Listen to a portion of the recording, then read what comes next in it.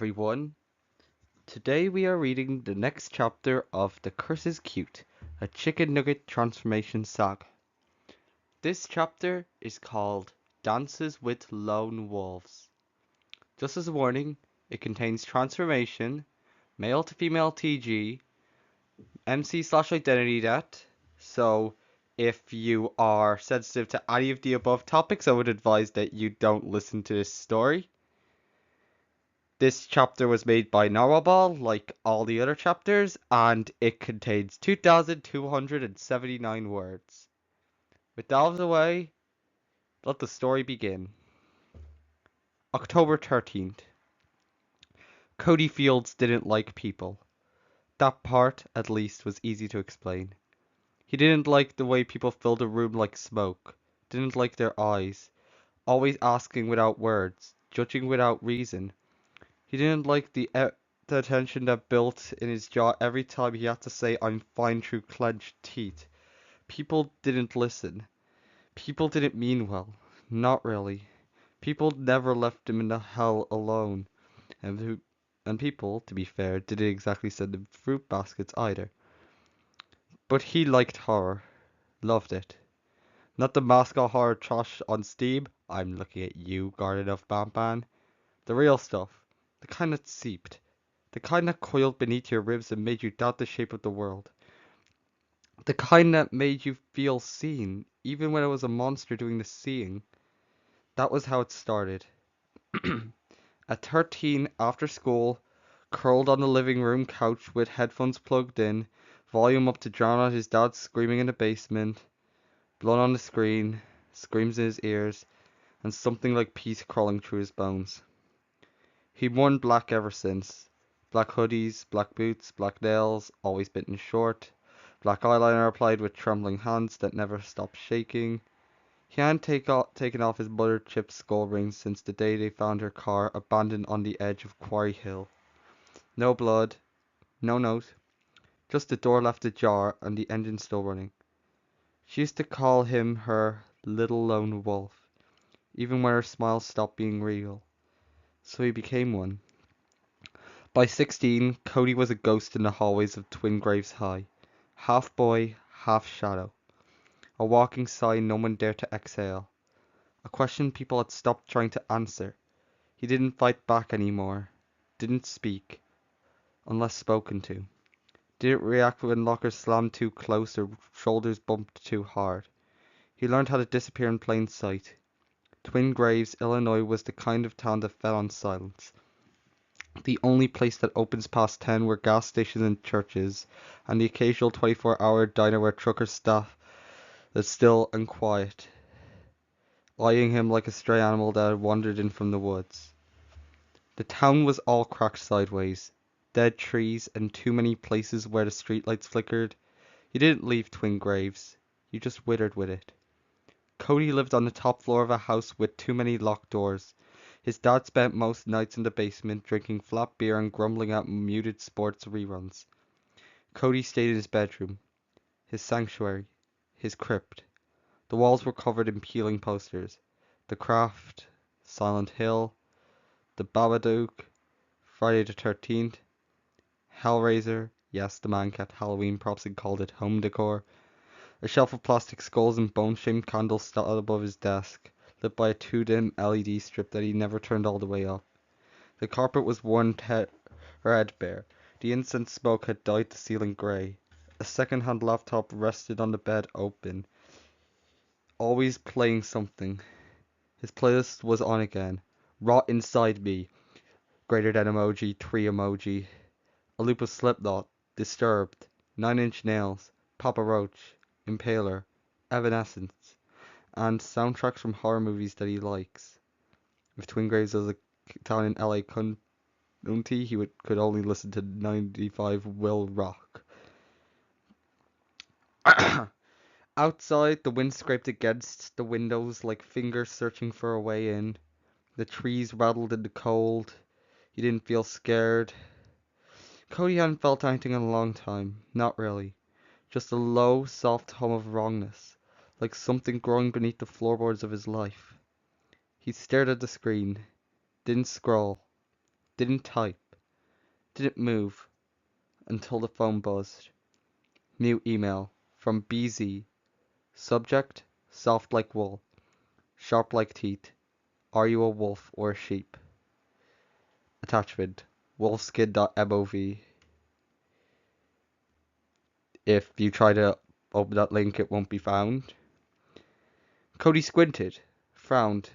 No greeting, no explanation, just a question and a file. The email equivalent of, your free trial has expired. The cursor hovered. Something strange about the world clung to him. Sharp and strange. Like something watching him from inside the screen. He clicked. Wolfskin MOV opened without warning. The screen turned white. Not blinding. Just there. A heartbeat. Loud. Deep. Not recorded. Not ambient. Real. It echoed in his bones.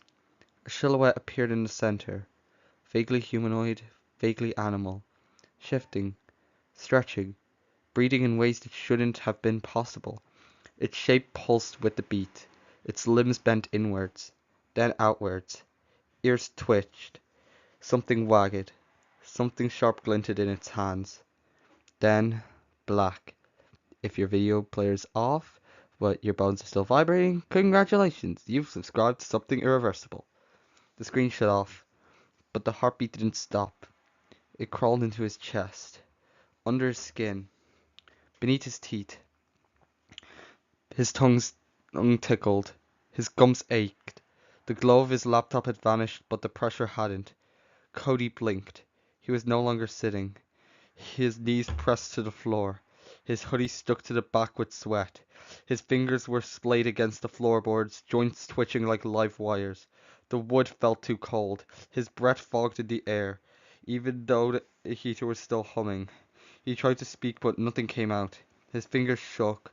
A sudden pulse will spasm through his elbows. And then, inside him, a pop. So, not figure. Something inside his arms twisted. Not figuratively, not emotionally, literally. The pain started. Both elbows buckled outward with a sharp, wet pop. Tendrils jerking and coiling painfully as his upper arms twisted inwards. His shoulders pulled closer to his chest, tightening like he was being clinched by invisible wires. Muscles burned, wrists cracked, then folded back. His fingers spasms and jerky, awkward twitches as his hands shrank before his eyes. His palms puffing into rounded, stubby shapes. His knuckles flattening until nothing looked right. He gasped, pain spiking up into his arms as his fingernails melded, hardening into hoofs that fused with the pads beneath his fingertips. He tried to clench his fists, but his hands refused to obey. Try holding a phone now, champ. His voice broke loose from his chest, became a choked animal yelp. The pain hit his feet next. His boots bulged as the arches of his feet collapsed, toes shortening and grinding together into a blunt and rounded hoofs. Think there's a grammatical mistake there. A horrifying series of clicks and snaps ran up his legs as his ankles folded, his calves shrinking and his thighs thickening with every pulse of the strange heartbeat. A boot split at the seams like overripe fruit, the soles flapping uselessly as they fell away. Streetwear demolished. What remained below him no longer looked human. Then it came for his chest. A pressure built under his ribs, as if something was inflating and his skeleton was in the way. He doubled over as his sternum caved slightly, ribcage compacting painfully inward, vertebrae popping in sequence as his spine curled forward. Every breath came shallower, more frantic. The hoodie bunched up around his shrinking torso, the fabric now hanging off him like shed skin. Comfort clothing? Null and void. His ribs folded until he felt like they might tear open, and then they stopped, leaving his torso smaller, plush, round in a way that felt grotesque and wrong. And then the itching began. It started on his chest, at first faint, then sharp. He tore at the fabric, claws snagging the threads. He tore at the fabric, snagging the threads. I watched with wide, frantic eyes as soft pink tusk began pushing through his skin. Wool, but alive. It burned, not just hot, searing like glass dragged under the surface. Each new curl of wool forcing its way through his pores, spreading over the rest of his torso. Full fleece? In. He clawed his own arms instinctively, even though they were already shorter and useless. A sharp burn spread to Cody's crotch, twisting until his mana dissolved, replaced with the anatomy of a U. Though unseen beneath the woolen change, the truth was clear. Cody was becoming a female sheep. He also got older and older. I don't mean he's elderly, I mean he's now in his 20s. His scream caught in the throat, and what came out next was not a scream at all. A bleat.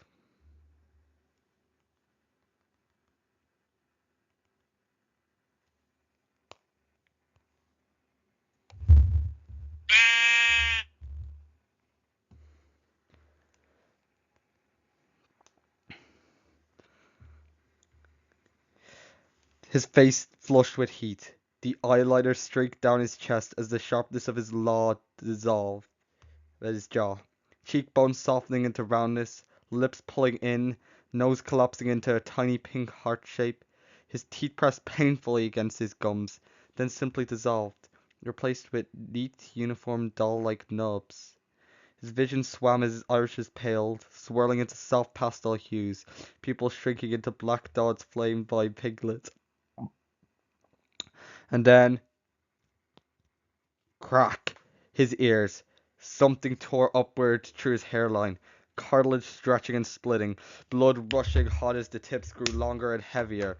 Velvet soft of the ears flopped down past his jawline, twitching with every thunderous beat of his new heart. Each fresh inch hurt worse than the last. He thought it was over, but the hoodie refused to stop crawling. A denim and the jeans grated against him, fibers unspooling and restitching themselves into a soft wool costume or suit. Charcoal grey, jaggedly lined, seams closing tight around his legs. The hoodie zipper grew up from the hem, splitting the fabric as the sleeves ballooned outwards and ended into oversized clawed mitts. Absurdly padded, but sharp enough to gouge faint scratches into the floor when he tried to catch himself. He swore he felt every stitch bite onto his skin before it released. The hoodie climbed higher, fabric stretching upward into tall, twitching ears, while the suit's back seam tore just enough to get a stubby plush tail unroll. Hoodie upgrade, lupine edition. His breath fogged the air. The room loomed around him. Too big now.